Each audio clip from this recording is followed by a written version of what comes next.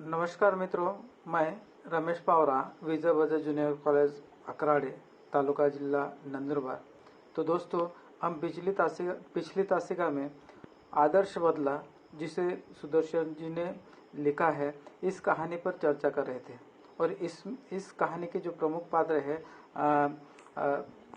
बैजूनाथ, बाबा हरिदास, तानसेन, बादशाह अकबर, इनके बारे में हमने चर्चा की थी। तो आप लोगों को मैं अब संक्षिप्त रूप से केवल जो मोटे तौर पर कुछ बिंदु हैं उन्हें बता देता हूं। और यहाँ पर हमने देखा था कि सुबह का समय है, आगरे शहर में कुछ साधु मंडली जो है वहाँ आगरे शहर में आ चुकी है। और यहाँ पर जो साधु मंडली आई हुई है, यहाँ पर तानसेन का राज्य है, सम्राट अकबर का राज्य है, और तानसेन के आधिपत्य में यह इलाका आता है।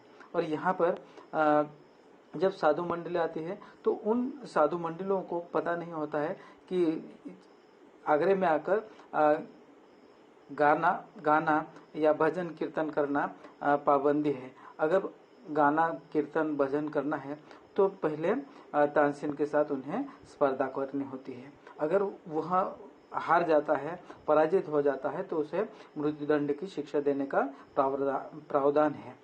और इसी उपलक्ष्य पर यहाँ पर जो तानसेन के जो सिपाही है, यहाँ पर वे यहाँ पर जो सिपाही है वह इन साधु मंडलियों को पकड़कर अकबर बादशाह के सामने पेश कर देते हैं। और यहाँ पर अकबर बादशाह जो है वह तानसेन के ऊपर उसका निर्णय जो है वह छोड़ देता है। और यहाँ पर तानसेन जो है वह जो चाहे वह कर सकता है। तो यहाँ पर उसके उपरांत तानसेन जो है उन्हें मृत्युदंड की शिक्षा दे देता है। और यहाँ पर केवल एक जो लड़का है वह 10 साल का लड़का है, जिसका नाम है बैजूनाथ, उसे छोड़ दिया जाता है। और यहाँ पर बैजूनाथ जो है वह रोते हुए अपनी कुटिया की ओर, जंगल की ओर चला जाता है। और यहाँ पर वह उस कुटिया में जाने के बाद वह रोता रहता है। और यहाँ पर वह पल पल अपने पिता की याद करता है। और यहाँ पर वह कहता है कि बाबा, अब मुझे कहानियां कौन सुनाएगा। यहाँ चप्पे चप्पे पर दलदल है, कांटों की झाड़ियां हैं, और इन झाड़ियों से मुझे कौन बचाएगा। इस तरह से वह रोता रहता है और बार बार अपने पिता की याद वह करता रहता है। तो यहाँ तक हमने चर्चा की थी। तो आगे यहाँ से जो अगला जो विषय है, यहाँ पर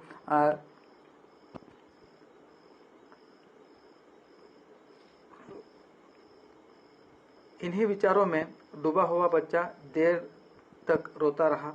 इतने में खड़ाऊ पहने हुए, हाथ में माला लिए हुए, राम नाम का जप करते हुए बाबा हरिदास कुटिया के अंदर आए और बोले, बेटा शांति करो, शांति करो। और यहाँ पर देखिए कि जो बच्चा है वह रात के समय रोता रहता है।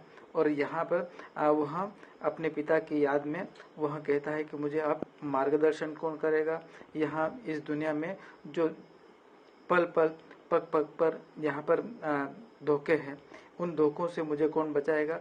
इस तरह से वह कहता है और रोता रहता है। और यहाँ पर वह बच्चा जो है वह देर रात तक रो रहा है।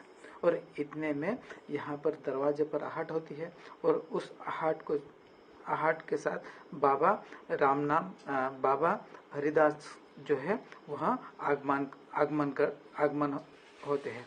और यहाँ पर वहाँ आकर बच्चा जो बैजूनाथ है उसे समझाने का प्रयत्न करते हैं और उसे कहते हैं कि बेटा शांति करो, शांति करो।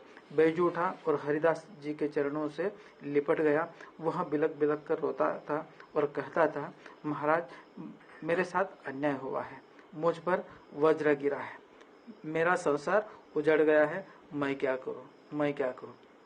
तो यहाँ पर देखिए कि जिस तरह से बाबा हरिदास उसे शांति बनाए रखने के लिए कहते हैं, परंतु बैजूनाथ जो है वह उठता है और हरिदास जी के चरणों से वह लिपट जाता है और बिलक बिलक कर रोने लग जाता है और कहता है कि बाबा जी, मेरे साथ बड़ा अन्याय हुआ है और मुझ पर इस समय वज्र गिरा है, मेरा तो पूरा संसार ही उजड़ गया है, अब मैं क्या करूं, मैं क्या करूं।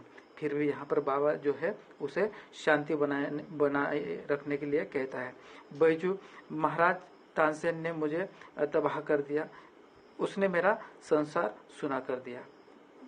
हरिदास, शांति शांति।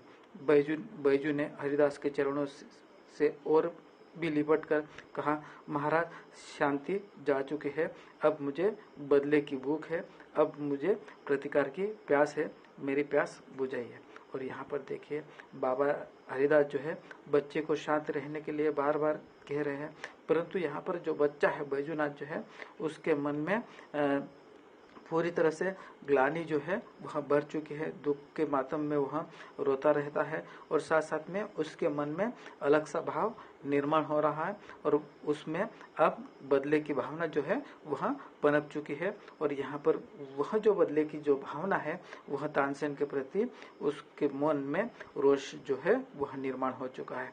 और यहाँ पर वह कहता है कि अब मुझे बदले की भूख है, मुझे प्रतिकार की प्यास है, मेरी प्यास बुझाइए। हरिदास ने फिर कहा, बेटा शांति। बैजू ने करुणा और क्रोध की आंखों से बाबा जी की तरफ देखा। उन आंखों में आंसू थे और आहे थी और आग थी। जो काम जबान नहीं कर सकती उसे आंख कर देती है, और जो काम आंखें भी नहीं कर सकती उसे आंखों के आंसू कर देते हैं। बैजू ने ये दो आखिरी हथियार चलाए और सिर झुकाकर खड़ा हो गया।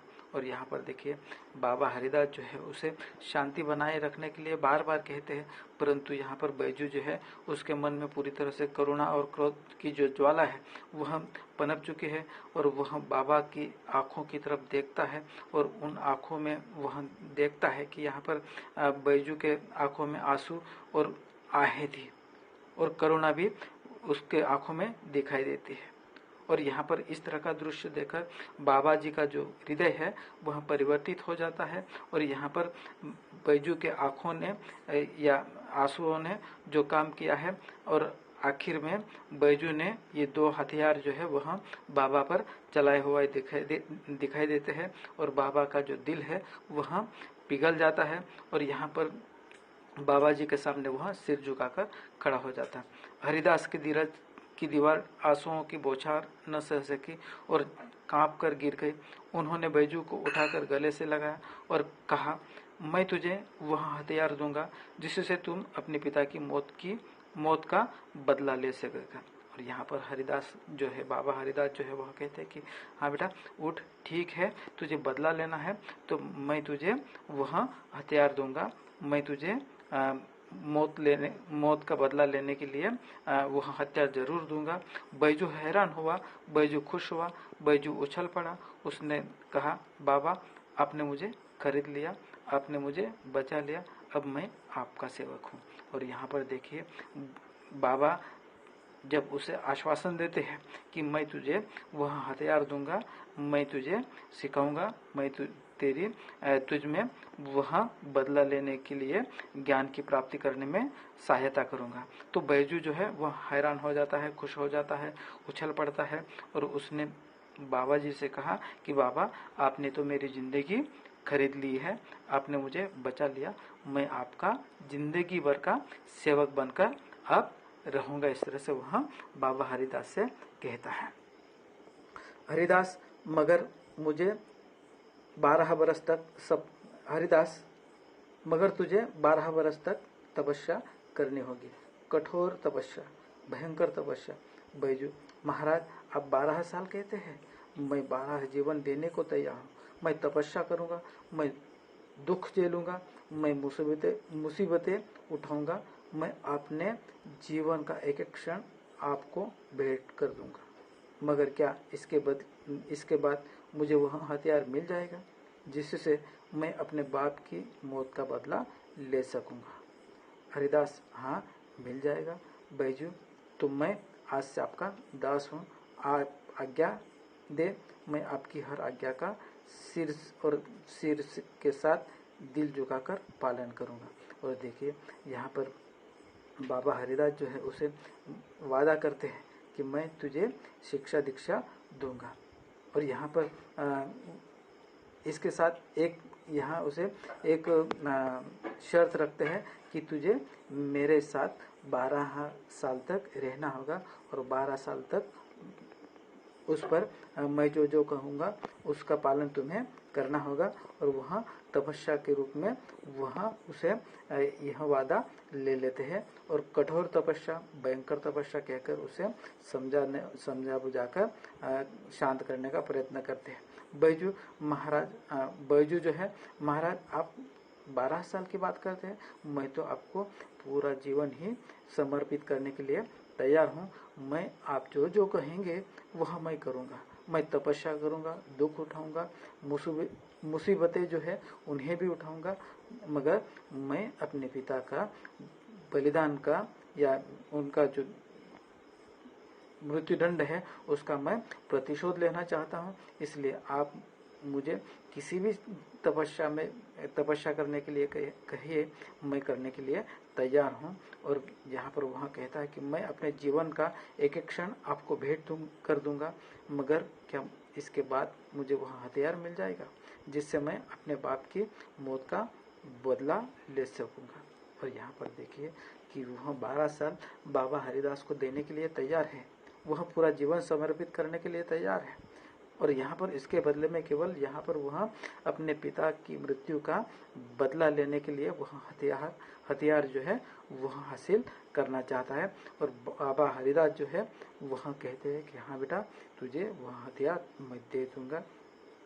और यहाँ पर बैजूनाथ जो है वह कहता है कि मैं आज से आपका दास हूँ, आपकी आज्ञा मेरे सर आँखों पर है, मैं आपकी हर आज्ञा पालूंगा, हर आज्ञा का पालन करूंगा और मैं आप जो जो कहेंगे वह करने के लिए तैयार हूँ। इस तरह से वह तैयार होता है और बाबा हरिदास जो है उसे शिक्षा दीक्षा देने के लिए तैयार हो जाते हैं। तो यहाँ इतना ही केवल अगली तासिका में हम फिर से जो अगली जो बातें हैं उन पर हम चर्चा करेंगे।